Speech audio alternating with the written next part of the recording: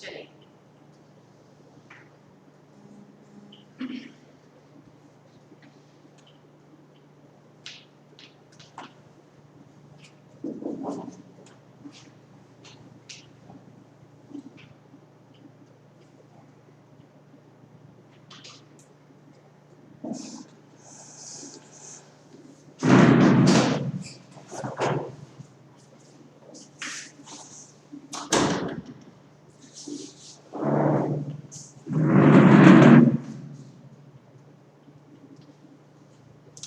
Last class में हम क्या पढ़ रहे थे?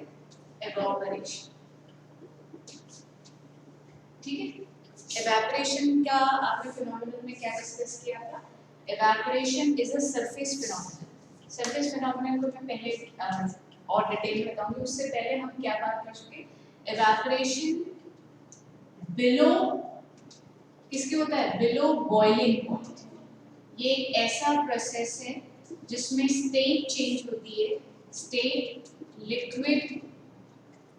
लिक्विड से वेपर, वाटर वेपर में कन्वर्ट हो जाएगा, बट किस पे होगा? Below boiling. ठीक है, ये एक नेचुरल फिनोमेनन भी बोल सकते हो, जो कि अपने आप होता है। नेचुरल फिनोमेनन जो अपने आप होते हैं, उन फिनोमेनन को आप क्या बोलते हो? Those are called natural phenomenon. So evaporation is a process in which a liquid will change its state into vapor below its boiling point or any temperature below boiling point. आपने ऐसा भी लिखा था, any temperature below boiling point. Boiling point जैसे कि हम पानी का बात करें तो पानी का boiling point होता है 100 डिग्री सेल्सियस। अगर आपका पानी evaporate हो रहा है 100 डिग्री सेल्सियस से नीचे, तो उस फिनोमेनन को क्या बोलते हैं? evaporation. ये आप देखते कहाँ पर? जैसे कि मैं फ्लोर है, फ्लोर पे आप if you spill the water, then that water will start evaporating all by itself below its boiling point. ऐसा क्यों हुआ? evaporation के कारण। अब ये जानना चाहेंगे evaporation में बेसिकली होता क्या है। लास्ट क्लास में बताया था, एक बार फिर से बता देती हूँ, ध्यान से सुनेंगे बेटा। जो वाटर होता है या लिक्विड होता है, the particles of liquid and water are continuously moving. When they move continuously, they collide with each other. जब वो मूव करते हैं कंटिन्यूसली, तो वो उनके बीच में कोलिजन होता है। कोलिजन के कारण there is a change in kinetic energy, और इसके कारण कुछ पार्टिकल्स की काइनेटिक एनर्जी ज़्यादा हो जाती है, कुछ पार्टिकल्स की काइनेटिक एनर्जी कम हो जाती है। कुछ ऐसे पार्टिकल्स होते हैं जिनकी काइनेटिक एनर्जी इतनी ज़्यादा बढ़ जाती है that they overcome the force of attraction and they leave the surface of liquid, they convert into vapor. क्या ये बात समझ में आ रही है? क्या ये पॉइंट मैंने लिखवा दिया था पूरा आपको? कोलिजन वाली ये पूरी बात लिखी हुई है क्या आप लोगों की कॉपी में? जल्दी से मुझे बताओ। मैंने शॉर्ट हैंड राइटिंग में कुछ ऐसा लिखवाया था क्या? ऐसा कुछ लिखवाया था? कोलिजन और काइनेटिक एनर्जी नहीं लिखा था तो चलो लिख लो। नहीं लिखा है बेटा? जवाब दो आप लोग। Am I audible? जवाब ही नहीं आ रहा आज किसी का? Yes ma'am. हाँ, अगर ये पॉइंट नहीं लिखा है तो मैं एक बार फिर से बता रही हूँ, आप लिखना। ठीक है, फ्लो चार्ट की फॉर्म में लिख लो, फ्लो चार्ट की फॉर्म में लिख लो, फटाफट लिखेंगे फ्लो चार्ट की फॉर्म में बेटा। एक बार वॉल्यूम थोड़ा सा हाई कर लेते हैं। फ्लो चार्ट की फॉर्म में क्या लिखेंगे? Particles of liquid are continuously move करते हैं। ठीक है, particles of liquid are continuously moving, वो मूव करते हैं। They collide with each other, वो एक दूसरे से कोलाइड करते हैं क्योंकि वो मूव कर रहे होते हैं। They collide with each other and their kinetic energy changes, उनकी काइनेटिक एनर्जी चेंज हो जाती है। ठीक है, काइनेटिक एनर्जी बदल जाती है। Few the particles having kinetic energy enough to overcome the force of attraction, leave the surface leave the surface and convert into vapour. और किसमें कन्वर्ट हो जाते हैं बेटा? वेपर में कन्वर्ट हो जाते हैं। ठीक है, is this clear to everyone? आपने क्या लिखा? आप फ्लो चार्ट की फॉर्म में लिखना, सेंटेंस आप खुद फ्रेम कर सकते हो। What is evaporation? एवापोरेशन एक ऐसा नेचुरल फिनोमिनन है जिसमें पार्टिकल्स, लिक्विड के पार्टिकल वेपर में कन्वर्ट हो जाते हैं बिलो इट्स बॉइलिंग पॉइंट और any temperature below it's boiling point. ये कैसे होता है बेटा? क्योंकि लिक्विड के पार्टिकल्स कंटिन्यूअसली मूव करते रहते हैं। When they move continuously they collide, there is a collision between the particles. When they collide their kinetic energy changes. उस कोलिजन के कारण क्या होता है? उनकी काइनेटिक एनर्जी चेंज हो जाती है। कुछ पार्टिकल्स की काइनेटिक एनर्जी बहुत ज्यादा बढ़ जाती है और जिन पार्टिकल की एनर्जी, काइनेटिक एनर्जी इतनी ज्यादा बढ़ जाती है that they overcome the force of attraction, so they leave the surface of the vapor of the water or liquid and convert into vapor. तो ये पूरा प्रोसेस हो रहा है evaporation में। क्या ये आपको समझ में आ रहा है? यस, इसको आप अपने आप सेंटेंस में फ्रेम कर लोगे। मैंने आपको मेन मतलब सारे पॉइंट्स लिखवा दिए हैं, एलॉबरेट आपको करना है। बताओ जल्दी से, क्या ये बात क्लियर है सब बच्चों को? क्या आपका कोई क्वेश्चन बन रहा है इसके ऊपर? जल्दी बताओ, जल्दी बताओ बच्चों। यस नो चैट विंडो पे भाई आज जवाब क्यों नहीं दे रहे बच्चे? हैं पढ़ना नहीं है? Ma'am, can you please tell that again? Ma'am, I previously also asked, but can you tell again that उन particles को क्या होता है जो जिनकी kinetic energy कम होती है? वो वेपर में कन्वर्ट नहीं होते, वो लिक्विड में ही रहते हैं। फिर कोलिजन होता है, फिर पार्टिकल की एनर्जी एक्सचेंज होती है, फिर जो पार्टिकल की काइनेटिक एनर्जी बढ़ जाती है, फिर वो वेपर में कन्वर्ट हो जाते हैं। Okay. Evaporation is a very slow process. Evaporation एकदम से नहीं होता है। जिन पार्टिकल्स की एनर्जी ज्यादा होती है वो पहले वेपर में कन्वर्ट हो जाते हैं, लीविंग द लिक्विड बिहाइंड। कौन सा लिक्विड नीचे रह गया? वो लिक्विड के पार्टिकल जिनकी काइनेटिक एनर्जी कम थी। ठीक है, अब एक बहुत इंपॉर्टेंट पॉइंट और सुनेंगे जो आपके क्वेश्चन आता है। क्वेश्चन क्या है? अमन बेटा लेट कैसे ज्वाइन किया? मैंने मीटिंग तुम्हारे लिए रिकॉर्ड कर रही हूँ, है ना, बट टाइमली ज्वाइन करने की कोशिश किया। ओके, नेक्स्ट क्वेश्चन इसमें क्या आता है? Evaporation causes cooling. बहुत इंपॉर्टेंट क्वेश्चन है, लिखेंगे evaporation causes cooling. Evaporation causes cooling.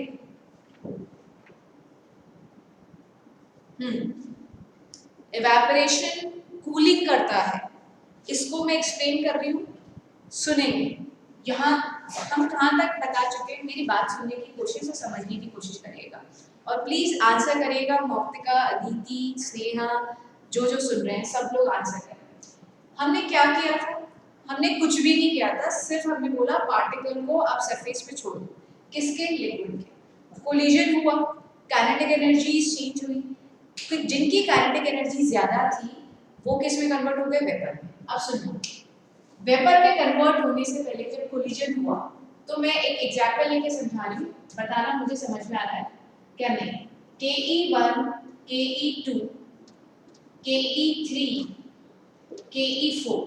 मैंने आपको बोला आपका जो लिक्विड है उसमें 4 पार्टिकल्स हैं और कोई पार्टिकल नहीं है, 4 पार्टिकल्स। ठीक है, इन सब का एडिशन करते हो तो आपको टोटल काइनेटिक एनर्जी मिलती है। टोटल काइनेटिक एनर्जी क्या कर दोगे? सबका प्लस प्लस कर दोगे। क्या ये बात समझ में आ रही है? सारी काइनेटिक एनर्जीज को ऐड कर दूंगी तो I get the total kinetic energy of the water particles. अब मैंने कहा कोलिजन के बाद Ke1 और Ke2 वो एनर्जी है जो कि फोर्स ऑफ अट्रैक्शन को ओवरकम कर देगी। तो ये वाली एनर्जी वाले पार्टिकल्स इस एनर्जी के साथ हवा में उड़ जाएंगे। रिमेनिंग क्या रहेगी? Ke3 plus Ke4। तो टोटल एनर्जी अब सिर्फ किसके कारण है? 2 पार्टिकल्स के कारण। क्या नेट आपके जो लिक्विड रह गया है, नेट लिक्विड जो रह गया है, रिमेनिंग लिक्विड, क्या उसकी काइनेटिक एनर्जी कम हो गई है? पहले 4 के कारण थी, पहले 4 के कारण थी। 2 पार्टिकल्स की काइनेटिक एनर्जी बहुत ज्यादा थी, उन्होंने सरफेस छोड़ के भाग गए, बचे कितने? 2 पार्टिकल्स। तो अब बचे हुए सिस्टम की काइनेटिक एनर्जी क्या हो गई है? कम हो गई है। देखो आपने एक लॉ पढ़ा होगा, नहीं पढ़ा है तो मैं बताती हूँ। Energy always change transfer from one form to another. Energy can neither be created nor it can be destroyed. अगर नहीं सुना है तो मैं आपको बताती हूँ, आप एनर्जी को प्रोड्यूस नहीं कर सकते हो, ना ही आप डिस्ट्रॉय कर सकते हो। एनर्जी एक फॉर्म से दूसरे फॉर्म में कन्वर्ट होती है। तो उसी फिनोमेनन को हम यूज कर रहे हैं यहाँ पे। थोड़ा सा अच्छा टॉपिक है, मैं फिर से एक्सप्लेन कर दूंगी चाहे अगर नहीं समझ में आया। तो आप क्या इधर बोल सकते हो, जब इवेपोरेशन का फिनोमेनन हुआ तो जिन पार्टिकल्स की काइनेटिक एनर्जी ज्यादा थी वो तो उड़ गए, रिमेनिंग सिस्टम की एवरेज काइनेटिक एनर्जी कम हो गई। रिमेनिंग सिस्टम की एवरेज, एवरेज होता है टोटल, टोटल काइनेटिक एनर्जी क्या हो गई, कम हो गई। तो अगर टोटल काइनेटिक एनर्जी कम हो गई तो हीट एनर्जी भी कम हो गई, बिकॉज अगेन एनर्जी एक फॉर्म से दूसरे फॉर्म में क्या होती है, कन्वर्ट होती है। जब आप टेम्परेचर हाई होता है तो क्या इंक्रीज होती है, काइनेटिक एनर्जी इंक्रीज होती है। आपने हीट एनर्जी दी, काइनेटिक एनर्जी में कन्वर्ट हो गई। तो इधर जो काइनेटिक एनर्जी थी ओवरऑल सिस्टम की कम हो गई, तो ओवरऑल सिस्टम की काइनेटिक एनर्जी कम हो गई तो आप क्या कहोगे, ओवरऑल सिस्टम ठंडा पड़ गया है। भाई अब इसका बेस्ट एग्जांपल आप क्या देखते हो, आप कप के अंदर चाय पीते हो और एक सॉसर में चाय पीते हो, ठीक है। सॉसर में चाय पीने से होता क्या है, कप का एरिया होता है इतना छोटा और सॉसर का एरिया होता है इतना, ठीक है। अगर ज्यादा एरिया होता है तो ज्यादा पार्टिकल्स अपनी एनर्जी ज्यादा गेन करके सरफेस को छोड़ के भाग जाते हैं। तो रिमेनिंग सिस्टम के पास जो पार्टिकल रह गए हैं वो लो एनर्जी के हैं, लो एनर्जी के हैं, ओवरऑल एनर्जी कम हो गई। तो क्या सॉसर वाली चाय जल्दी ठंडी होती है? हम क्यों सॉसर में चाय डाल रहे थे, बिकॉज हमें पता है कप से चाय पिएंगे तो चाय गर्म लगेगी और सॉसर में चाय पिएंगे तो चाय ठंडी लगेगी। तो इसका मतलब सॉसर ने इवेपोरेशन की रेट को बढ़ा दिया और रिमेनिंग सिस्टम क्या हो गया, ठंडा हो गया। तो क्या इवेपोरेशन कॉजेस कूलिंग, ये बात समझ में आती है? क्या ये बात समझ में आ रही है? जल्दी से रिप्लाई करो, मैं एक बार फिर से रिपीट करूंगी, बट क्या 50-60% समझ पा रहे हो बच्चों? जल्दी से रिप्लाई करो। Yes ma'am. हाँ, सब लोग चैट विंडो पे आंसर करो कि 20%, 30%, 40% कितनी बात आप लोगों को समझ में आ रही है। हाँ जी बच्चों, हाँ एक बार फिर से देखो मौक्तिका, बहुत इजी सा है। हाँ जी देखो, no ma'am I didn't get it. Aditi सुनो, हमने बोला हमने वाटर को स्पिल कर दिया सरफेस पे, उस वाटर में 4 पार्टिकल्स थे, चारों पार्टिकल्स के बीच में कोलिजन होता है। कोलिजन के कारण सबकी काइनेटिक एनर्जी डिफरेंट डिफरेंट हो गई, Ke1, Ke2, Ke3, Ke4, 4 अलग अलग पार्टिकल्स की अलग अलग काइनेटिक एनर्जी। तो इवेपोरेशन से पहले टोटल सिस्टम की काइनेटिक एनर्जी क्या है, इन सब का एडिशन, इन सब का एडिशन। अब इवेपोरेशन हुआ, Ke1 और Ke2 इतनी ज्यादा काइनेटिक एनर्जी थी कि पार्टिकल्स फोर्स ऑफ अट्रैक्शन को ओवरकम किया उस काइनेटिक एनर्जी के कारण और वो उड़ गए। वो उड़ गए तो पीछे से 2 पार्टिकल रह गए, 2 पार्टिकल रह गए तो 2 की काइनेटिक एनर्जी। तो ओवरऑल सिस्टम की काइनेटिक एनर्जी, अब रिमेनिंग सिस्टम जो कि अभी भी लिक्विड है, उसकी एनर्जी, काइनेटिक एनर्जी क्या अभी भी कम होगी? यस, क्या अभी भी कम होगी? Answer is yes. Total system की काइनेटिक एनर्जी अब कम हो जाएगी। सिस्टम की काइनेटिक एनर्जी कम होना मतलब क्या, ओवरऑल कूलिंग हो जाएगा, हीट एनर्जी कम हो जाएगी, ठीक है। अब इसको मैंने आपको समझाया टी और सॉसर के एग्जांपल से। टी इन अ कप और टी इन अ सॉसर। जब टी इन अ कप होती है तो इतना सा एरिया होता है, ओपन एरिया, जिसमें से पार्टिकल्स एवेपोरेट हो सकते हैं, और सॉसर का इतना बड़ा एरिया होता है। ज्यादा बड़ा एरिया होगा तो ज्यादा पार्टिकल्स एवेपोरेट हो सकते हैं, सरफेस के कांटेक्ट में आएंगे, तो ज्यादा एवेपोरेट होंगे तो नीचे जो पार्टिकल्स रह जाएंगे जिनकी ज्यादा काइनेटिक एनर्जी थी वो तो उड़ गए, तो ओवरऑल सिस्टम जो नीचे रह गया उसकी काइनेटिक एनर्जी कम हो जाएगी। काइनेटिक एनर्जी ओवरऑल सिस्टम की कम हो गई तो आप क्या कहोगे, it causes cooling. That is the reason we drink coffee or tea in saucer if we have to go somewhere fast, हमें जल्दी से कहीं जाना है तो वो जल्दी से चाय या कॉफी आपको पीनी है तो आप उसको सॉसर में डालते हो, क्यों? कूलिंग करने के लिए, रेट ऑफ एवेपोरेशन को बढ़ाने के लिए। तो क्या एवेपोरेशन कूलिंग कर रहा है? कैसे कर रहा है? क्योंकि ज्यादा काइनेटिक एनर्जी वाले पार्टिकल तो उड़ गए, नीचे जो रह गए वो कम काइनेटिक एनर्जी वाले पार्टिकल है, तो ओवरऑल सिस्टम की रिमेनिंग सिस्टम की एनर्जी कम हो गई, तो हम क्या बोलते हैं, evaporation causes cooling.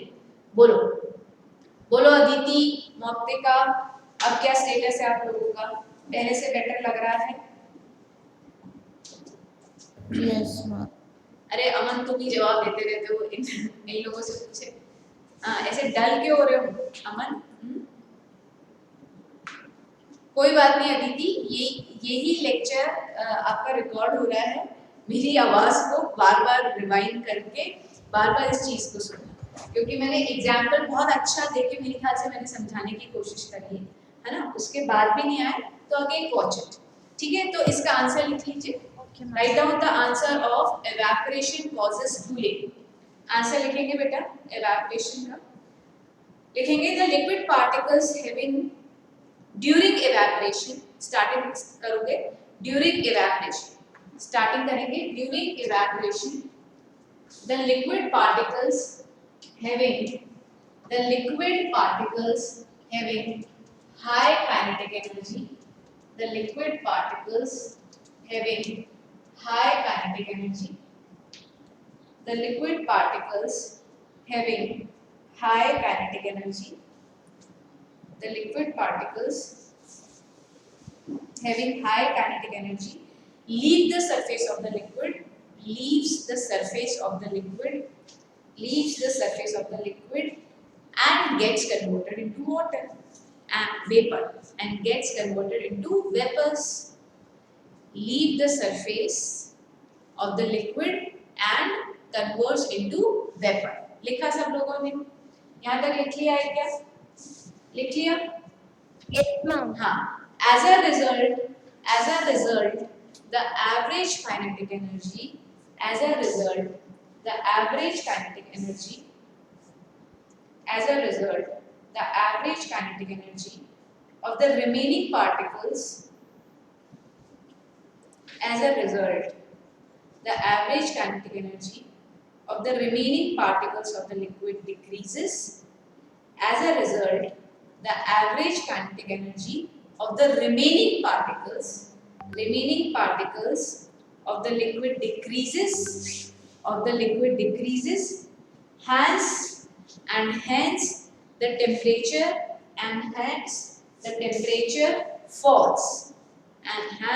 the temperature falls, and ये पूरा आंसर हो गया आपका evaporation causes cooling। मैम एक बार वापस से रिपीट कर दोगे? पूरा रिपीट करना है, पूरा रिपीट, लास्ट में पूरा रिपीट करिए, सुन लो। During evaporation the liquid particles having high kinetic energy leave the surface of the liquid and get converted into vapors. As a result, the average kinetic energy of the remaining particles of the liquid decreases and hence the temperature falls. Thus the evaporation causes cooling. Clear है बड़े बच्चों? आगे चलो, इसके कुछ day to day life के अंदर conceptual question बनते हैं, तो उसका आपको बताते हैं answer. When you spray perfume, ठीक है, परफ्यूम नहीं बोले तो जैसे डेटॉल या सेवलॉन लगाते हो अपने पाम के ऊपर कहीं यहाँ पे या हाथ पे, जब आप परफ्यूम को स्प्रे करते हो तो आपको ठंडा लगता है क्या? ठीक है, आप डिओड्रेंट के परफ्यूम को यूज करते हो डायरेक्टली पाम पे तो यू फील ठंडा ठंडा, ऐसा क्यों लगता है? तो इसका आंसर सुनेंगे।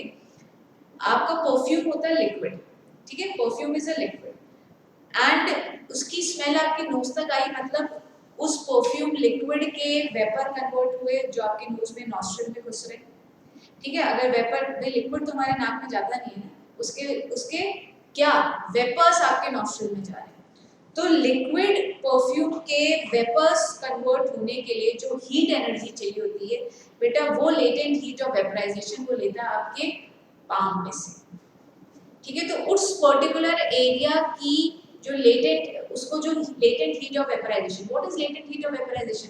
It is the amount of heat required to change the state, ठीक है। तो लिक्विड को वेपर में कन्वर्ट होने के लिए जो हीट चाहिए उस परफ्यूम ने कहाँ से ली? आपके इस पर्टिकुलर पार्ट से ली और इतने पार्ट की हीट एनर्जी कम हो गई तो इतने पार्ट पे आपको कैसा लगा, ठंडा ठंडा लगा। Are you getting this point? तो क्वेश्चन लिखेंगे, क्वेश्चन क्या है, pouring of acetone on palm, ठीक है, pouring ऑफ एसीटोन, एसीटोन आपके नेल रिमूवर जो होता है ना उसमें भी एसीटोन होता है, ठंडा ठंडा लगता है नेल रिमूवर भी, तो pouring of acetone on palm,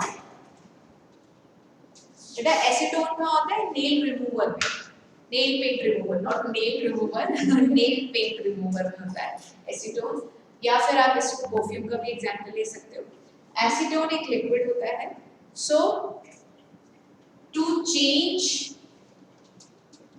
its state from liquid to vapor, from liquid to vapor, liquid से vapor में state change करने के लिए the latent heat of vaporization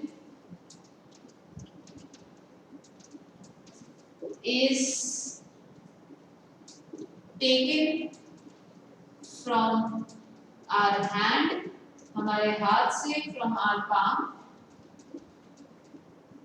हमारे palm से ले लेते हैं, ठीक है, the latent heat of vaporization is taken from the palm, so by losing heat palm feels cooling, so आगे का आप कंटिन्यू कर ही लोगे, so वो heat उसने palm ने lose करी, therefore it causes cooling, ठीक है, आपको palm ठंडा ठंडा लगता है।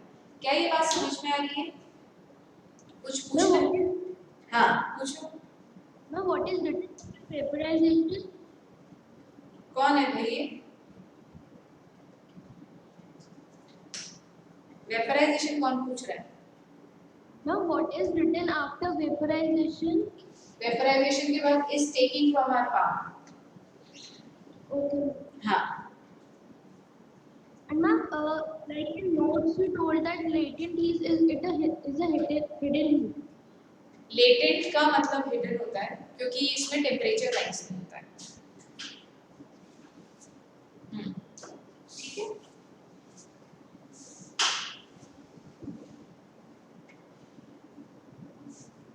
चलो आप लेटेंट हीट ऑफ वेपराइजेशन की जगह आप इसकी जगह ये भी लिख सकते हैं,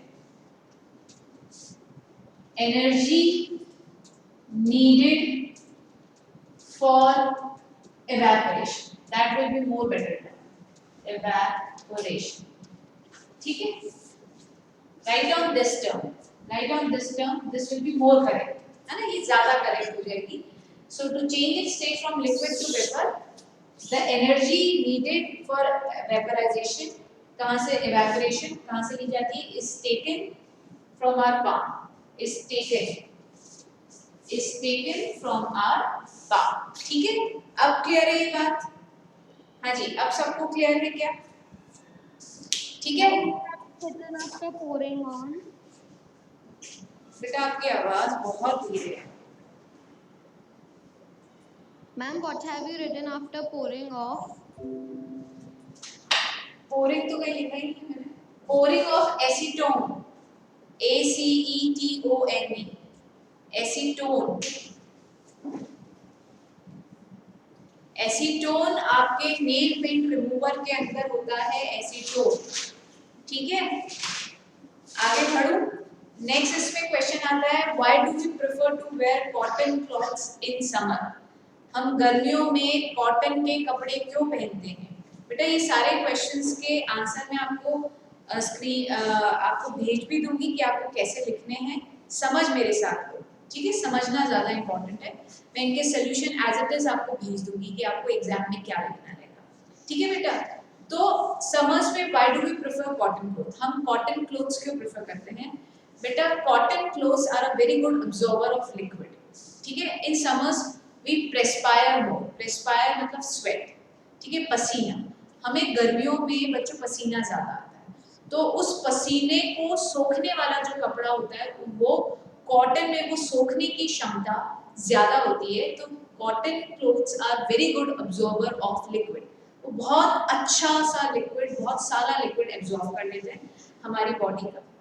और जैसे ही कॉटन क्लॉथ जब लिक्विड को, स्वेट को एब्जॉर्ब कर लेते हैं तो इट प्रोवाइड मोर एरिया। भाई पसीना कहाँ गया? पूरा कॉटन के कपड़े पे फैल गया, तो मोर सरफेस एरिया जो लिक्विड कपड़े का है that come into contact with the air. वो पूरा का पूरा कपड़ा आपका गीला है और वो किसके कांटेक्ट में आ गया? हवा के कांटेक्ट में आ गया।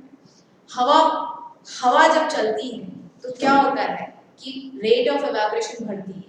ठीक है, अगर ये एक पॉइंट आपने लास्ट क्लास में नहीं लिखा है, हम रेट ऑफ एवापोरेशन की टर्म्स डिस्कस कर रहे थे। तो स्पीड ऑफ विंड से रेट ऑफ एवापोरेशन बढ़ जाता है।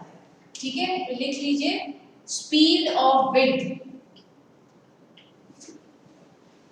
के डायरेक्टली प्रोपोर्शनल होता है रेट ऑफ एवापोरेशन। आराम से समझो बेटा, ये टॉपिक इंपॉर्टेंट है, समय लो जितना लेना है। स्पीड ऑफ विंड, जितनी ज्यादा स्पीड उतनी रेट ऑफ एवापोरेशन फास्ट, उतना कपड़ा आपका जल्दी सूखेगा। ठीक है, तो मैं फिर से इसका क्वेश्चन क्या है कि why do we prefer cotton clothes in summer. मैं इसका आंसर आपको भेज दूंगी। Cotton clothes are very good absorber of water. कॉटन क्लॉथ्स क्या होते हैं? बहुत बढ़िया एब्जॉर्बर होते हैं वाटर के।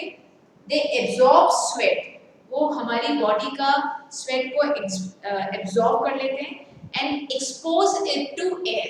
और कहाँ एक्सपोज कर दिया है? हवा में, क्योंकि सारा का सारा स्वेट आपके कपड़े ने एब्जॉर्ब किया। और कपड़ा कहाँ पे है? आपने बाहर पहना हुआ है ना, you can see my cloth, I can see your cloth. तो अगर ये कॉटन का होगा, पूरा का पूरा स्वेट कहाँ एक्सपोज हो गया? एयर में। एयर में इफ द विंड ब्लोज, तो विंड के साथ साथ क्या होगा? Rate of evaporation will be fast. ठीक है, सरफेस एरिया बढ़ने से, वैसे भी तुमने सुना है सरफेस एरिया की भी rate of evaporation directly proportional होती है। एग्जांपल क्या याद रखना है? कप और सॉसर। कप और सॉसर, कप और सॉसर में क्या डिफरेंस है? उनका सरफेस एरिया। सॉसर का सरफेस एरिया ज्यादा है तो रेट ऑफ एवापोरेशन ज्यादा है। आराम से समझो और डाउट पूछते जाओ, मैं ये बोलूंगी। तो बोलो कॉन्सेप्ट क्लियर है? आंसर मैं भेज दूंगी, मैं फिर से बोल रही हूँ, बताओ कॉन्सेप्ट क्लियर हुआ क्या? Yes ma'am. हाँ ठीक है, बिल्कुल 100% जब सेटिस्फाइड हो ना तभी यस मैम बोलना। चलिए, इज दिस क्लियर? अब नेक्स्ट जो क्वेश्चन बेटा आता है, ठीक है ममता बेटा, ओके। हाँ, एक हम डिफरेंस लिख रहे हैं, मैं यहाँ पे लिख रही हूँ, डिस्कस करने जा रही हूँ। What is the difference between boiling and evaporation? पहले मैं तुमको समझा देती हूँ और फिर मैं लिखूंगी बॉइलिंग और एवेपोरेशन। इसके बाद बॉइलिंग और एवेपोरेशन आप कभी भी ऐसे यूज नहीं कर लोगे। जो चीज बॉइल हो रही है वो एवेपोरेट नहीं हो रही है, और जिसका एवेपोरेशन हो रहा है वो बॉइलिंग नहीं हो रही है। अभी तक तो हमको क्या पता है? जो चीज बॉइल होती है वो एवेपोरेट होने लग जाती है, उसका एवेपोरेशन हो जाता है। बॉइलिंग और एवेपोरेशन दो डिफरेंट फिनोमेना है, ध्यान से सुनिए। पहली टर्म जो हम इसमें यूज करते हैं, बॉइलिंग को बोलते हैं, boiling is a bulk phenomena. इसका क्या मतलब है? बॉईल जब आप किसी चीज को करते हो तो उस, जैसे मैं लिक्विड को या पानी को गर्म करती हूँ तो पानी का हर एक पार्टिकल को हीट मिल गई, ठीक है, पूरा पानी उबलने लगेगा, बड़े ऐसे बबल्स बनते हैं, तो धीरे धीरे पार्टिकल्स एवेपोरेट होने लगेंगे। तो बॉइलिंग में सारे पार्टिकल्स को हीट एनर्जी मिलती है। सारे पार्टिकल को केमिस्ट्री में एक टर्म बोला गया बल्क। बल्क मतलब क्या?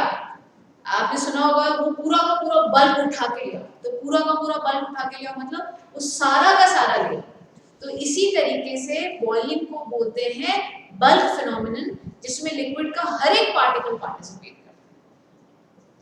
वेयरएज एवेपोरेशन को बेटा बोलते हैं surface phenomenon.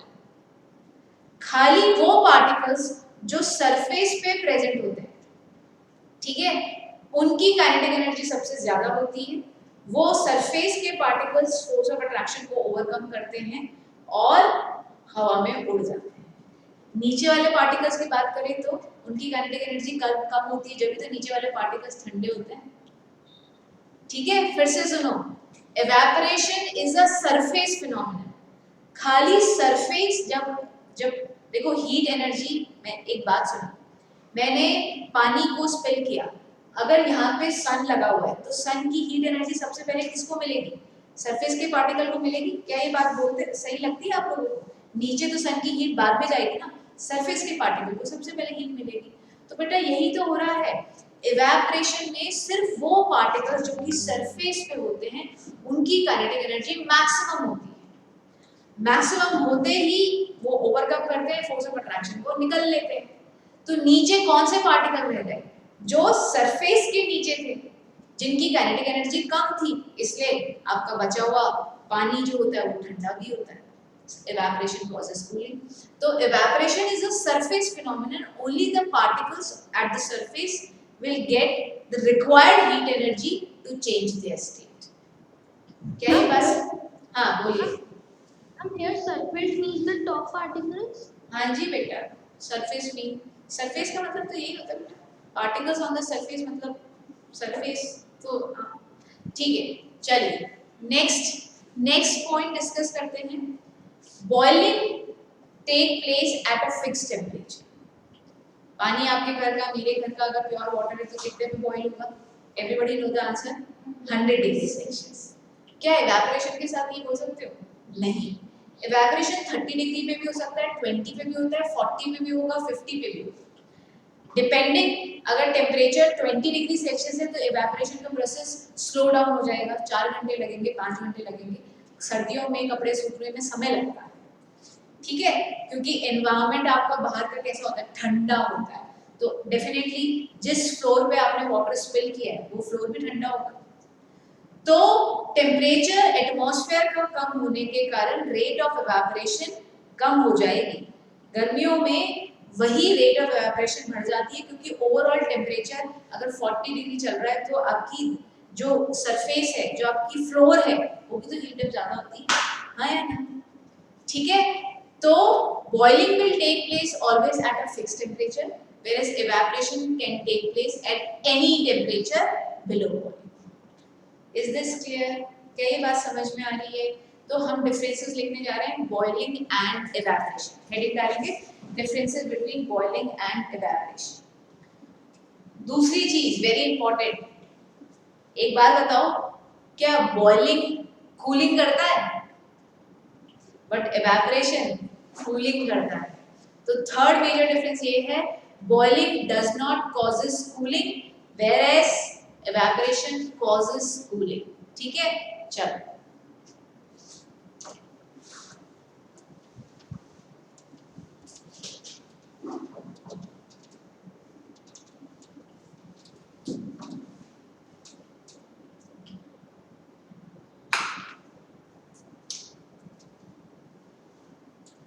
boiling and evaporation लिखेंगे बेटा। boiling take place at a particular temperature बेटा ये टेम्परेचर की शॉर्ट फॉर्म है TEMPRE, temperature when the liquid is heated, जब लिक्विड को हीट करते हो तो बॉइलिंग एक पर्टिकुलर टेम्परेचर पे ही होगी। evaporation occur on its own, evaporation occur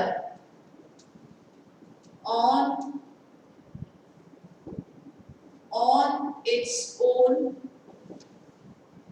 at all temperature, किसी भी टेम्परेचर पे evaporation हो सकता है, ठीक है, at all temperature. Boiling is a bulk phenomenon. Boiling is a bulk phenomenon. Boiling is a bulk phenomenon. इसका क्या मतलब है? That is, it involve, ये IE that is का साइन होता है, पता तुम लोगों को? IE that is का, है ना? That is, it involves. Ma'am please. हाँ बेटा। मैम वो इवेपोरेशन वाले पॉइंट के अंदर मैम इवेपोरेशन के बाद में क्या है? Occurs. में occurs on its own. अब ठीक है, it involves formation of bubbles of the vapor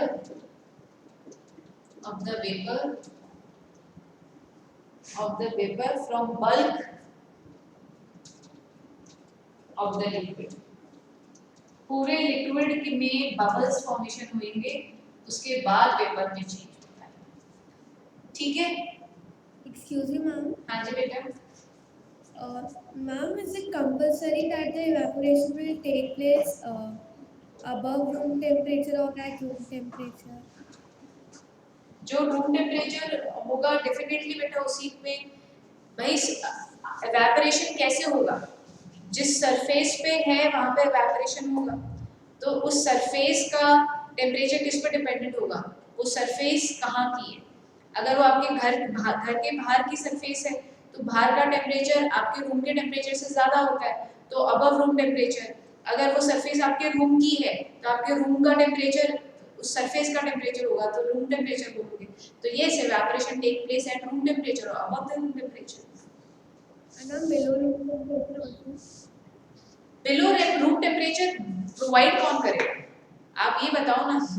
below room temperature मतलब कहाँ कहाँ कहाँ पे करवा रहे हो आप एवेपोरेशन, कहाँ करवाओगे below temperature. Below room temperature मतलब क्या, कहाँ पे करा रहे हो एवेपोरेशन। दो ही तो तरीके हैं एवेपोरेशन होने के, जिस रूम में आप बैठे हो उस रूम में पानी फैला दो या फिर आप बाहर जाके फैला दो, तो ही तो एवेपोरेशन का होगा। आपने कॉटन के कपड़ा पहना, कहाँ निकले, या तो रूम के अंदर बैठे तो रूम टेम्परेचर पे आपके कपड़े सूख रहे हैं, या फिर आप बाहर जाओगे तो बाहर रूम टेम्परेचर से ज्यादा पे आपके कपड़े सूख रहे हैं। तो एवेपोरेशन में टेम्परेचर ही दो तरह का मिलता है, या तो रूम टेम्परेचर या फिर अबव द रूम टेम्परेचर। अब बिलो रूम टेम्परेचर मतलब क्या, कहाँ प्रोवाइड करोगे, फ्रिज में रख के थोड़ी ना, मतलब फ्रिज में रख के एवेपोरेशन का फिनोमेनन नहीं होता है अगर आप बिलो रूम टेम्परेचर की बात कर रहे हो, ठीक है। समझ में आई क्या बात, समझ में आई क्या बात, जिसका क्वेश्चन था। Yes, ma'am. हाँ,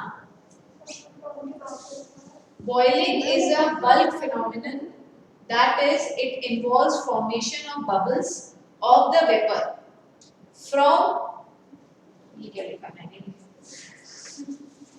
from bulk of the, from bulk, BULK, ठीक है। evaporation is a surface phenomenon, is a surface phenomenon, surface phenomenon, ठीक है। इसका मतलब क्या है, it take place only from the surface of the liquid, that is it takes place only from the surface of the liquid, ठीक है। आ रही बात समझ में। बॉइलिंग में नेक्स्ट पॉइंट क्या लिखेंगे, no cooling is caused in boiling, no cooling ऊपर लिख दो, यहाँ पे लिख दो। थर्ड पॉइंट क्या लिख रहे हैं, no cooling is caused in boiling, boiling में कूलिंग नहीं होती है, whereas evaporation always, evaporation बेटा ये evaporation की शॉर्ट फॉर्म है, evaporation always causes cooling, हमेशा वो कूलिंग करता है, always causes cooling, always causes cooling। आ रहा है समझ में, ये सना, स्नेहा, अदिति, अमन, मौक्तिका, हिताक्षी, बताओ बच्चों। हाँ, क्लियर है टॉपिक, चैट विंडो पे लिख दो, है ना, चैट विंडो पे लिख दीजिएगा। इफ यू हैव डाउट तो बताना, और क्लियर है तो ये बता देना कि हाँ मैच क्लियर है ना। बहुत इम्पोर्टेंट, ये बहुत इम्पोर्टेंट है बेटा, ये डायरेक्ट क्वेश्चन आता है। हाँ जी बोलो। थर्ड पॉइंट बेटा ऊपर लिख दिया है, इसका तो ये ना, no cooling is caused in boiling और इवेपोरेशन का नीचे लिखा है इवेपोरेशन ऑलवेज कॉजेस कूलिंग, ठीक है। Excuse me, ma'am. हाँ जी बेटा, Ma'am, आपने पहली बार wind is less than proportional to rate of evaporation. आपकी वॉइस क्रैक हुई है, फिर से बोलिएगा क्या बोल रहे हैं। Ma'am, speed of wind is directly proportional to speed of evaporation. Ma'am, can you please repeat this again?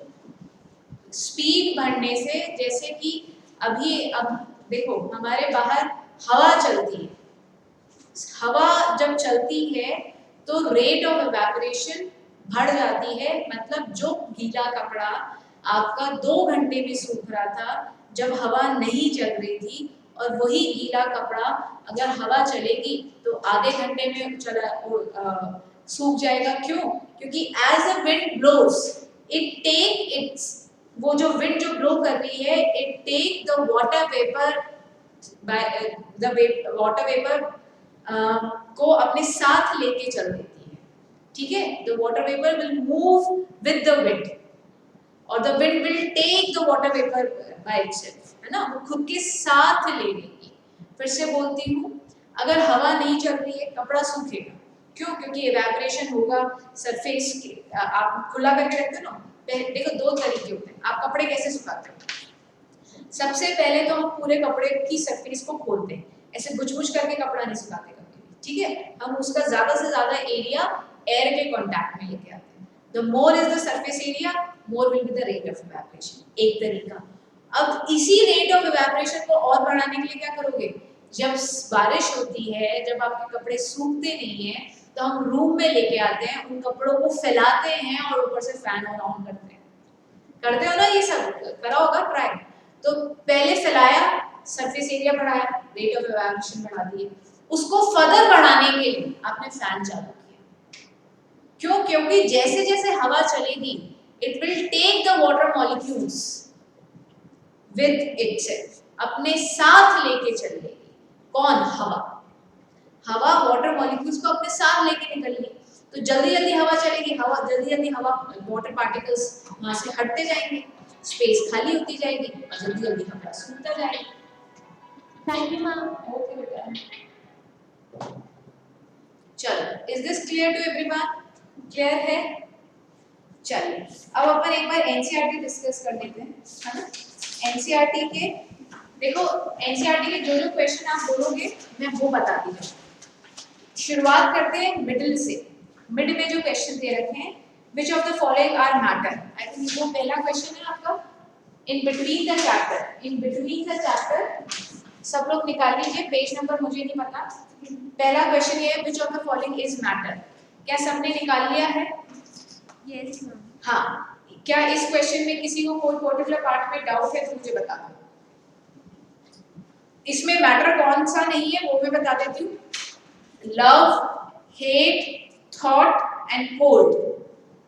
Love, hate, thought and cold are not considered as matter. हाँ बोलो।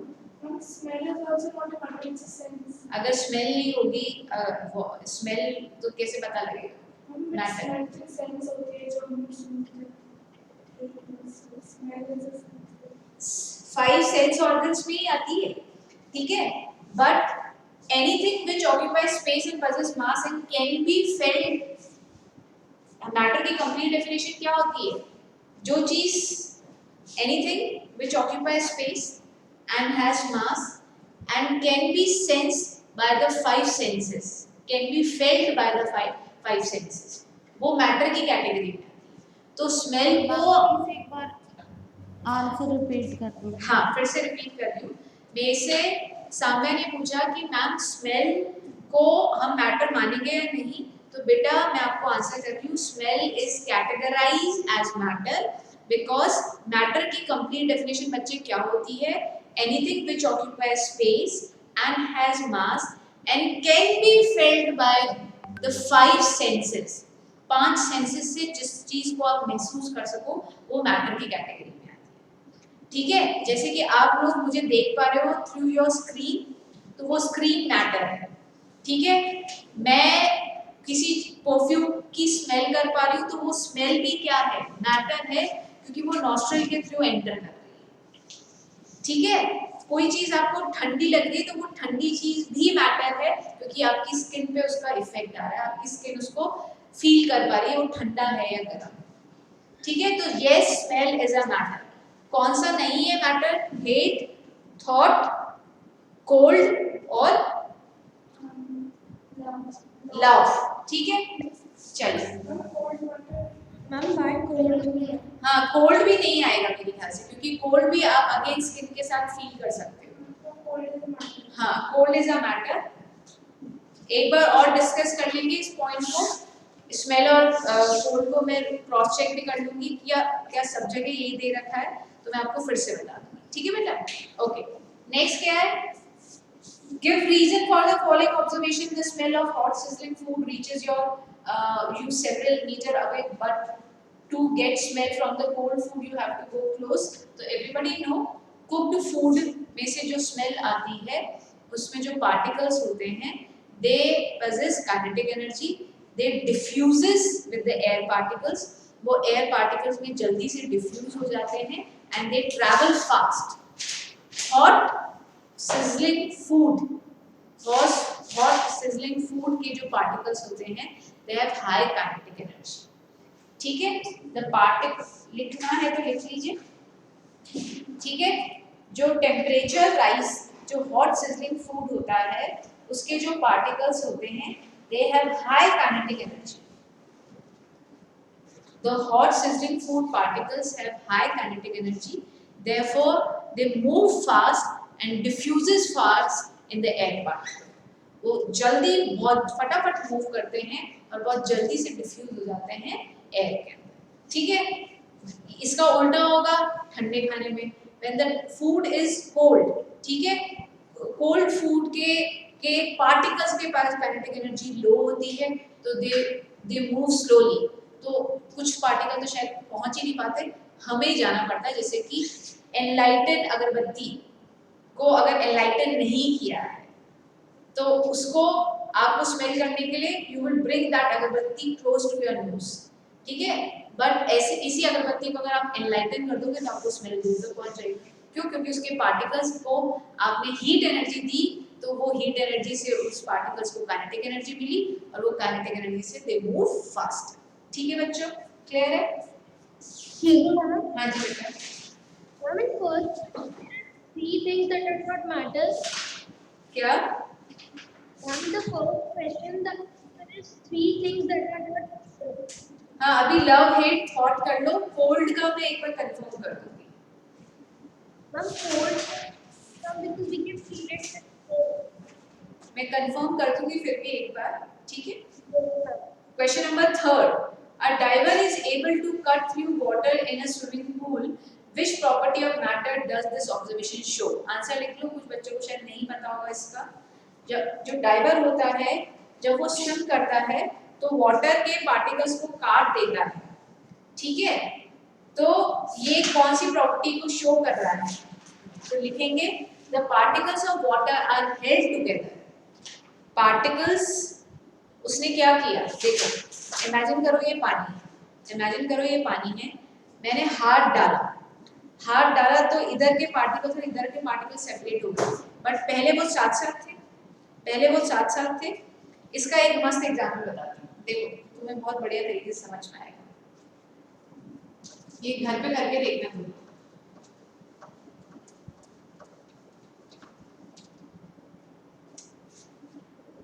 देखो ये टैप है, इस टैप में से जब वाटर आता है, ठीक है, ये ऐसे वाटर गिर रहा है, ये होल क्या रिप्रेजेंट कर रहा है? आपने अपनी फिंगर डाली, ठीक है, फिंगर डाली तो इधर के वाटर पार्टिकल्स ऐसे जाने लगते हैं। ठीक है, आपने फिंगर डाली, वहां पे वाटर पार्टिकल नहीं जाएंगे, बट जहां आपकी फिंगर खत्म हुई वहां पे वाटर पार्टिकल फिर से साथ आ गए। तो कोई चीज साथ साथ कब आती है? जब उनके बीच में कुछ अट्रैक्शन होना चाहिए। ठीक है, उनके बीच में अट्रैक्शन होना चाहिए, उसके अगर अट्रैक्शन नहीं होगा तो पार्टिकल कैसे पास आएंगे बताओ? ठीक है, तो आपने जब फिंगर डाली तो आपने क्या किया? वो फोर्स ऑफ अट्रैक्शन को तोड़ दिया, बट जहां आपकी फिंगर खत्म हुई वो पार्टिकल पास आ गए।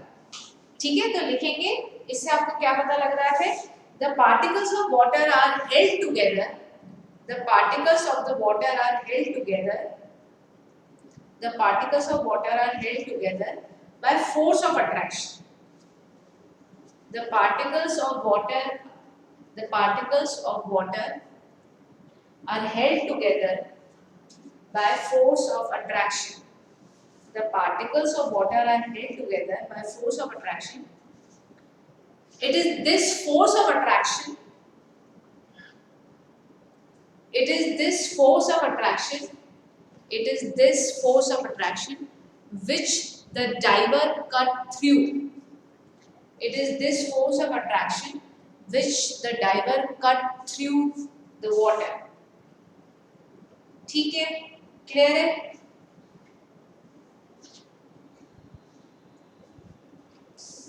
क्लियर है बच्चों? बढ़े आगे? Is this clear to everybody? Ma'am एक बार मैम डाइवर के बाद का रिपीट करना। डाइवर के बाद तो बेटा क्वेश्चन ही बोला है, डाइवर कट थ्रू, ठीक है, it is this force of attraction that the diver cut through water, ठीक है, ये लिखना है। चलो बढ़े आगे। नेक्स्ट क्वेश्चन है, what are the characteristic of particles of matter. जो मैटर के पार्टिकल्स होते हैं उनकी क्या कैरेक्टरिस्टिक होती है? They have space in between them, they exert force of attraction, they are continuously moving। जो शुरुआत में हमने 3 प्रॉपर्टीज डिस्कस करी थी, आपको लिखवाई भी हुई है, बुक में भी दे रखी है, बस उनको थोड़ा सा एलॉबरेट करना है। they have space in between them, they exert force of attraction and they are continuously moving, ठीक है, आगे बढ़ जाए। Next, the mass per unit volume. अच्छा, ये बहुत इंपॉर्टेंट पॉइंट है, ये एक बार मैं आपको सिखा देती हूँ डेंसिटी क्या होती है, ठीक है,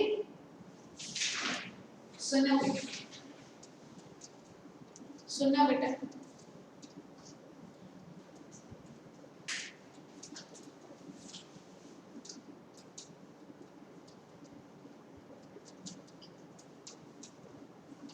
हाँ, डेंसिटी का एक फॉर्मूला होता है, मास पर यूनिट वॉल्यूम, ठीक है, मैं समझा रही हूँ, इसको समझने की कोशिश करना। ये फॉर्मूला आपको याद करना है, what is density, mass per unit volume, ठीक है, मास पर यूनिट वॉल्यूम। ये एक रोड है, ठीक है, और ये भी एक रोड है।